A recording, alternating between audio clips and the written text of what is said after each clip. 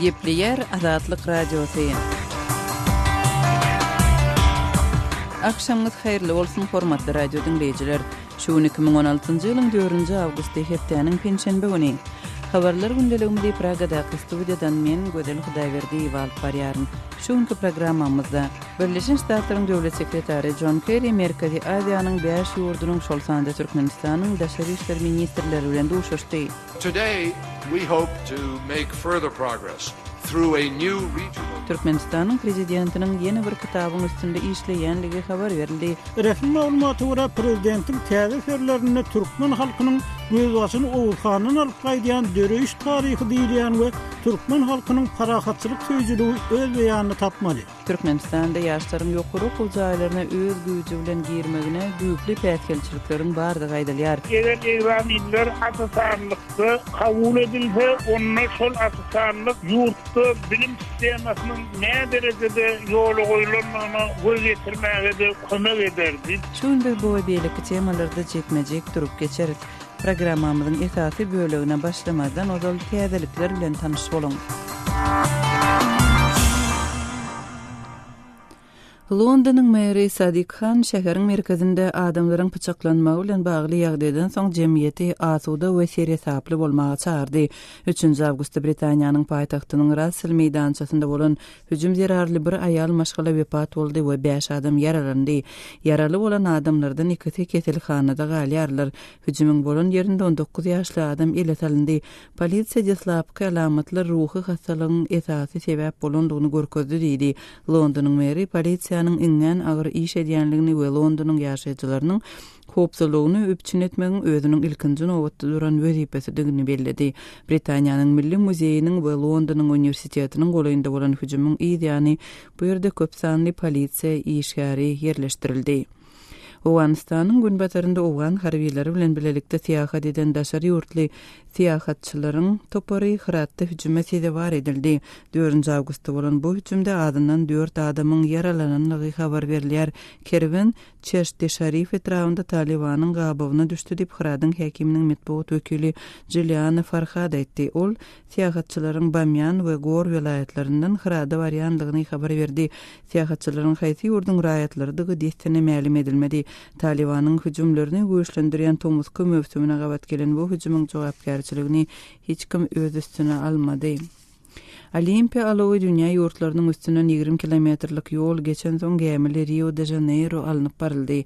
Rio'nyň häkimi Eduardo Paes alowy alan soň onu götürüp şäheriň içinden aýlady. Soňra Rio'nyň demirgazyk böleginde Olimpiya oýunlarynyň geçirilmeginiň gymmata düşýänligine nägirilik bildirýän protestçiler alowy alyp barýan estafetanyň öňünde pätkelçilik döretdiler. Polisiýa gözi ýaşyrdyň gazy we rezin oklary ulanyp protestçileri dargatdy. 3 adamyň şol sanda 10 ýaşly gyzyň yaralananlygy habar berildi. Çok gündürüge baştan geçirýän Braziliýada 5-nji awgustda başlanýan Olimpiya oýunlarynyň açylyş dawrasynyň öň ýanynda has köp protestleriň geçirilmegine garaşylýar. 3-nji awgustda guramaçylar millióndan gowrak bilediň, ýagny umumy sanynyň 20% çemesiniň henizem satylmanlygyny habar berdiler. Orsiýadyň Rio'daky Olimpiya oýunlaryna gatnaşmak üçin baran 11 boksçysynyň ählisi doping taýdan araçlygy boýunça synagdan geçdi we ýaraşlara gatnaşmak mümkinçiligine eýe boldy. Boks boýunça halkara assosiasiýasy özüniň bu kararyny 4-nji awgust Olimpiya oýunlarynyň açylış dawrasyna bir gün galanda elan etdi. Asosiasiýa orsiýetli 11 boksçynyň her biriniň dopinga garşy synaglaryny aýratyn barlandygyny habar berdi. Häzir bu proses jemlendi diýip asosiasiýa bellidi we orsiýatyň boksçylarynyň Rio'da ýaraşlara gatnaşyp biljektigi barada Halkara Olimpiya Komitetiniň gözegçi toporunyň tasdiknamalarynyň hem gowşanlygyny habar berdi.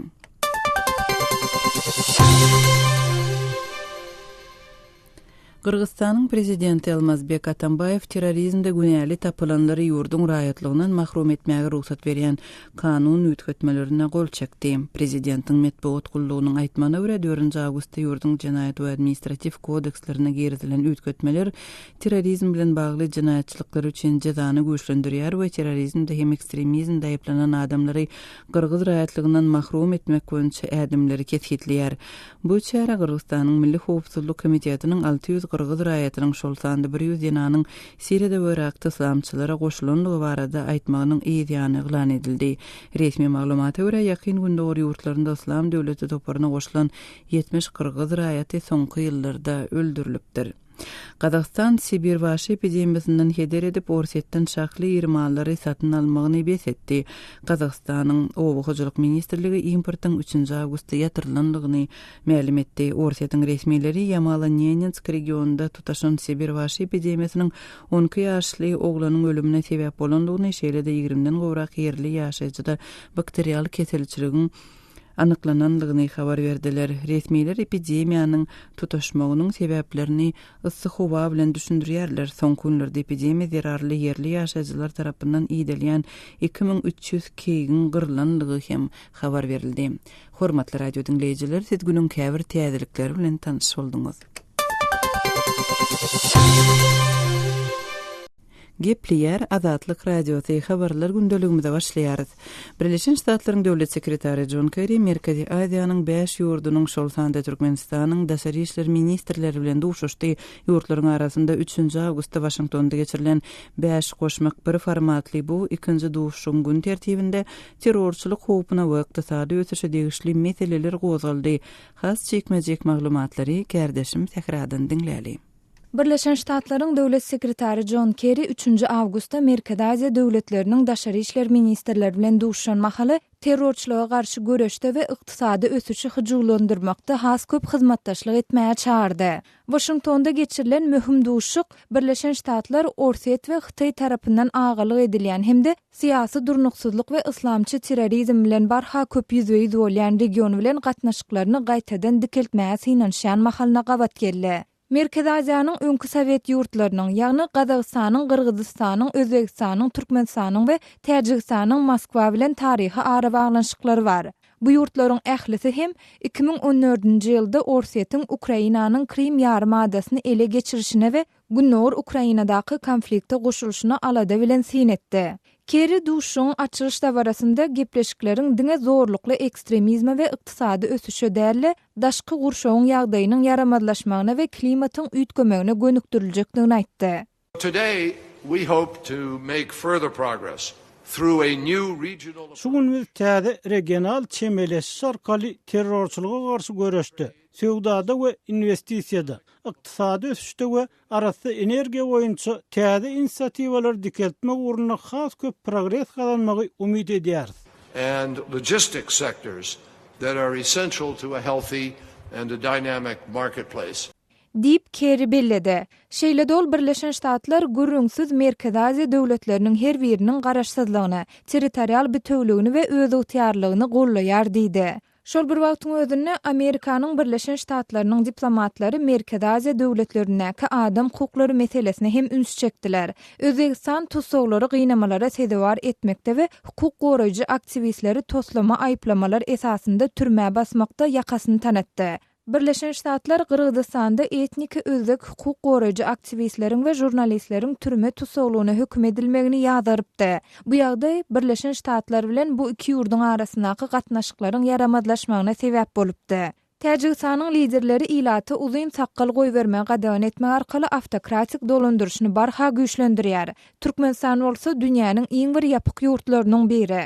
Samitin öňýände Birleşen Ştatlaryň Döwlet Departamentiniň medpuat wekili duşuň dowamında regionda media azatlygy barada hem maslahat ediljekdigini aýdyp, Merkezi Aziýanyň media pudonda diňe Orsetň habar serişdeleriniň agalyk sürmeli däldigini duýdurdy. Мы не считаем, что там есть достаточно доступ от информации. Это не то, Biz Gazak, Türkmen, Özbek, Qırgız we Täjik halklaryna informasiýanyň erkin eli ýeterli bolmagyny isleýäris. İsleyen adam İsleyen gaziýetini okap, İsleyen telekanalyna tomaşa edip biler. Ýöne Orsetň mediýasy, telekanallary agalyk sürmeliler. не должны доминировать вот эти каналы, вот эти населения. Deep Joshua Baker Azat Ýewropa Azatlyk radiosynyň häzirki zaman Merkezi Aziýa TV-sine beren maglumatynda aýtdy. Мы считаем, что это пропаганда. Мы не считаем, что это свободная информация. Biz Orsetň mediýasyny propaganda diýip hasaplaýarys. Biz onu garaşsyz informasiýa diýip hasaplamaýarys. Biz Orsetň döwletiniň medpuata kontrol edýänligini görýäris we bu sowguruş döwründäki ýaly bolanylýar. biz adamlaryň anyk, hakyky informasiýa bilen üpçün edilýändigine ananmaýarys. Именно вот этот вопрос будет подниматься во время вот этой встречи в Вашингтоне сегодня. Dip Joshua Baker belledi. C5 goşmak bir diýilip at berilen duşuň ilkinji tapgyry geçen ýyl Samarkandda Özbekistanda geçirilipdi. Kärdeşim Tehranyň maglumatyny dinlediňiz. Owganistanyň Demirgazyk welaýatlarynyň biri Saripul welaýatynda 10 owanyň Taliban hereketiniň söwüşçileriniň eline geçenligi habar berilýär.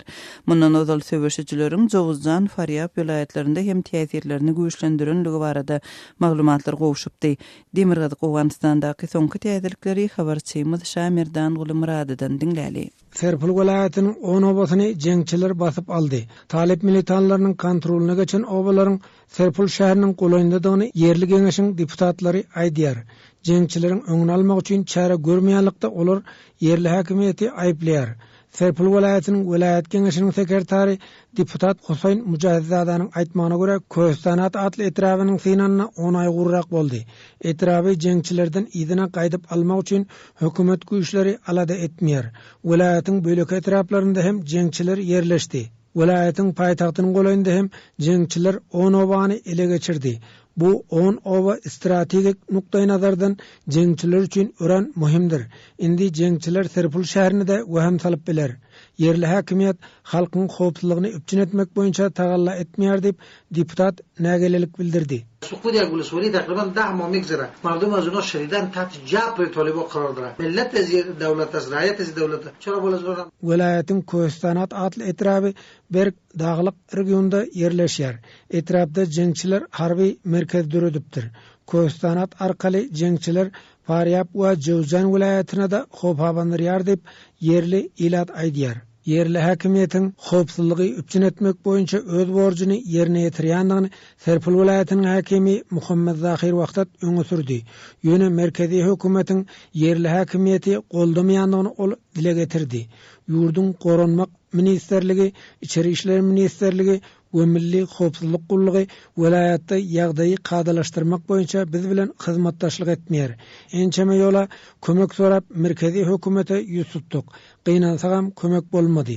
Serpul welaýatynda howpsuzlyk şertlери dogrudan hem gowdal. Ýagdaý şeýle dowam etse başga etraplaram jeňçileriň basyp almagy ahmal dip hakim hawatirlenme bildirdi. حکومت محلی تامین امنیت، حکومت مرکزی وزارت دفاع، وزارت داخله، ریاست امنیت ملی این کار متاسفانه که صورت نگرفت. Serpul welaýatynyň 7 etrapy bar. Etraplaryň hemmesinde dinýaly jeňçiler hereket edýär. Serpul welaýatynda Merkezi Aziýaly militanlaram yerleşipdir. Serpul welaýatynyň polisiýasynyň başlygy general Abdul Qayyum Baqizowyň aýdyşyna garanda welaýatda ýollaryň howpsuzlygyny üpçün etmek hem polisiýa üçin kyn düşýär. Biziň polisiýa gullukçylarymyzyň sany az. Her etrapda we obalarda biz harby post döredip bilmeýäris. Şo sebäpden oba ýerleriň ýaşaýjylary öz goragy üçin özleri çara görmelidir. Asuda bolan obalarda halk öz goragyna özü çykdy. Yerli ilat eline ýara galyp obanyň howpsuzlygyny özü üpçün edýär. Halkyň ýardamy bolmasa welaýatda howpsuzlygy üpçün etmek mümkin däl dip general belledi. Krejca tamamiyet tasbihim است واسطه شراکت‌دارم ولی در هر کریه اگر امن هستن امن هم مردم آوردن. Soňky günlerde Demirgazyk Awganistanda howpsuzlyk şertleri görülip eşidilmedik derejede ýaramazlaşdy. Daşary ýurtly jeňçiler hem Demirgazyk Awganistanda toplanýar. Demirgazyk Awganistanda Islam döwleti atly toparam herekete başlady diýip yerli resmiler aýdýar. Şaýmerdan Gulumrady, Kabuldan Azatlyk radiosu üçin. Azatlygy isleýän wagtyňyz isleýän ýeriňizde dinlemek isleýäňizmi? Munuň üçin SoundCloud tilsiminde Azatlyk radiosyny tapyň we ýazylyň. Azatlygyň maglumatlaryny ilkinji bolup dinleň. Play Store'dan ýa-da iTunes'dan SoundCloud'un tilsimini indirmek ýatdan çykarmaň. Azatlygy SoundCloud tilsiminde Azatlyk radiosy ýazyp tap bilersiňiz.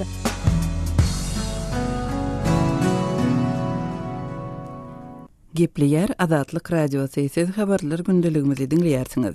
Türkmenistanyň prezidenti öz edebi döredijligini dowam etdirýär. Türkmen mediasy Gurbanguly Berdimuhammedowyň häzirki din jalyşyny döredijiligi sarp edýänligini we iki kitabyň üstünde işleýänligini buýsanç bilen habar berdi.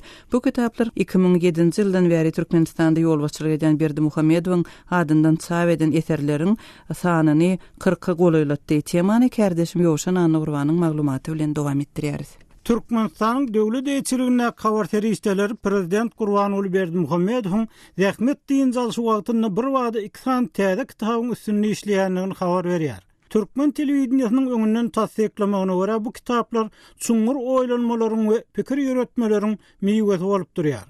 Türkmen prezidentiniň basym çapdan çykmagyna garaşylan kitaplaryna bagyşlanan telereportajda odaly onuň işiniň ören köplügi ýöne işden boş wagtynda çeper dörejilik ilmi işler bilen meşgul bolýanlygyny talýar. Şeýle-de prezidentiň çeper eserýä ilmi iş ýazanyna dürli maglumatlar hemme taraplaýyn we içgin öwrenýänligi bellenilýär.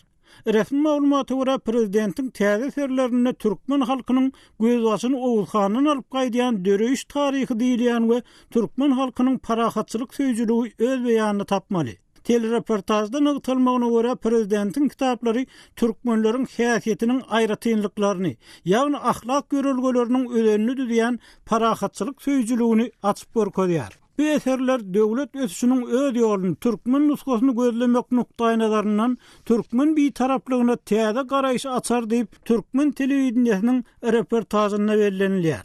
Türkmenistanyň prezidenti şu ýyl häzir üstünde işleýän 2 kitapyndan öň 5 kitabyny Paýkas çeşmesi, Çay melhem we Alham, Gadam batly ödew, Arşyň nepisligi Türkmenistanyň dermanlyk ösümlikleri atly işlerini okujulara hödürledi. Gepin gerdisine aýdylsa, Türkmenistanyň dermanlyk ösümlikleri diýilýän işin odal 7 tomy çap edilipdi. Prezidentiň toplamagyna Paýkas çeşmesi ýa-da çap edilen kitabyň bolsa, türkmen nakyllarda gaýdylýar. Türkmen telewizionyny Berdimuhammedowyň kitaplarynyň meşhurdugyny tasdiklap, olaryň dünýäniň köp dillerine terjime edilenligini hem habar berýär. Azatlyk Radiosynyň toplan resmi maglumatlaryna görä Berdimuhammedow 2007-nji ýylda prezident bolaly bäri 40-a goly kitap çap etdirdi. Şeýle-de aýdym, saz ýazýar we wagtal öz eserlerini ýerine ýetirip döwlet telewizionyny arkaly halka hödürleýär. Emma garaşsyzlyk döwründe 2006-njy ýylyň dekabryna çenli Türkmenistanyň metbuatyna başga bir baş ýazgy Saparmurat Niýazow öwgülýärdi. Şeýle-de Niýazowyň dörejiligi okuw programmalaryna girilip, onuň adyndan çap edilen ruhnama ýadygarlyk dikilipdi. Saparmurat Niýazow bu kitaby 3 gezek okuyan adamyň göni jennete girjekdigini wada beripdi. Kardeşim Ýowşan Anurwanyň maglumatyny dinlediňiz. Habarlar gündeligimizi bildirişimiz bilen dowam etdirýäris. Azatlyk Radiosu bilen Telegram arkaly habarlaşyň. Munyň üçin şu nomerleri ulanyň. Goşmak belgisi 420 773 797 383, goşmak belgisi 420 724 168 983. Eger deslendik bir mesele ýa-da bolup geçýän ýagdaý barada maglumat bermek isleseňiz, Telegram tilsimini indirin we biz bilen habarlaşyň. Telefon nomerlerimiz goşmak belgisi 420 773 797 383, ýene bir nomer goşmak belgisi 420 724 168 983. Azatlyk Radiosu siziň şahsiýetiňiziň gizlilikde saklanjagyna kepil geçer.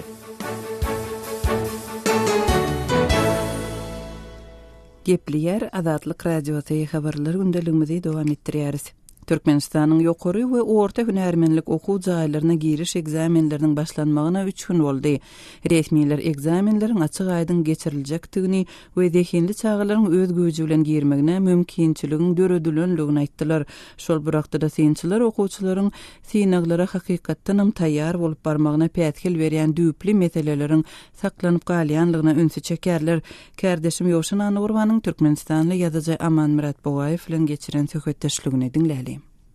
Amanrat çül Türkmenistanyň 16 000 çemesi ýaş oglan gyýdyň ýokary okuw hünär mekteplerine kabul ediljekdi gaýdylýar. Şoňdan bir wagtda egzamenlerde, synaglarda aýdynlyk meselesiniň berja edilmegi hakynda prezidentiň talawdur. Eýtem bu egzaminler aýdynlyk nukdaýnalaryndan nähil geçýär? Enatalar bilen guruluşyp gördüňizmi şu ýagdaýlar barada? Hava Türkmenistan'ı bir çevrelerinin başlananına şuun 3. men bir näçe enatada bilen doğumlarına tanışmışım bilen guruluşup gördüm. Umuman egzamiller başlanmadan ozal egzamillerin açık aydın geçmeli hakkında köp gurrun ediliye devlet derecesinde gurrun ediliye yönü egzamilden gidiyen vakti sol aydınlığın yoktuğundan enataların okuyacak bolyan dalaşlar abituriyentlerim zeyreniyerler mesela egzamin almayan auditoriyalarda video koyulmalı talep ediliye video koyulayan olsa için okuzağının başta tele ekranlar oturdulup her auditoriyada egzaminin gidiyen için korkudulmalılarlayıp adamlar narazi oluyorlar ya olmasa dünyada bilet çekip dillen egzamin vermek bir mahal defedilen metottan bir ağızlarlıyor tullunya adamlar için test nämçün testin üstünden egzamin alnan oktup karar şunyanrak gurrunlar nägir gurrunlar köp özüm hemmeden siraya dolonya yine de şol bir egzaminlerine adalatsızlık hüküm sürüye adalet yok diyen gurrun köpeliye ýoksa Aman radinni bir uzak yıllardan gelýän gurrunun diňe bir tarapy, ikinji tarapdan Türkmenistanyny şo käbir muallimlaryň aýtmagyna görä, ýokary okuw jaýlarynda işleýän muallimlaryň aýtmagyna görä, öz güýji bilen okuw ýerjek, girip biljek studentler hakykatda ýeterlik hem däl. 16.000 sany öz güýji bilen okuw ýerjek student tapmak Türkmenistanyň her şertlerinden mümkin hem däl ýaly pikirler aýdýanlarma. Eýsem bu ýagdaý nähili? Şu arada siz muallimler bilen guruluşyp gördüňizmi?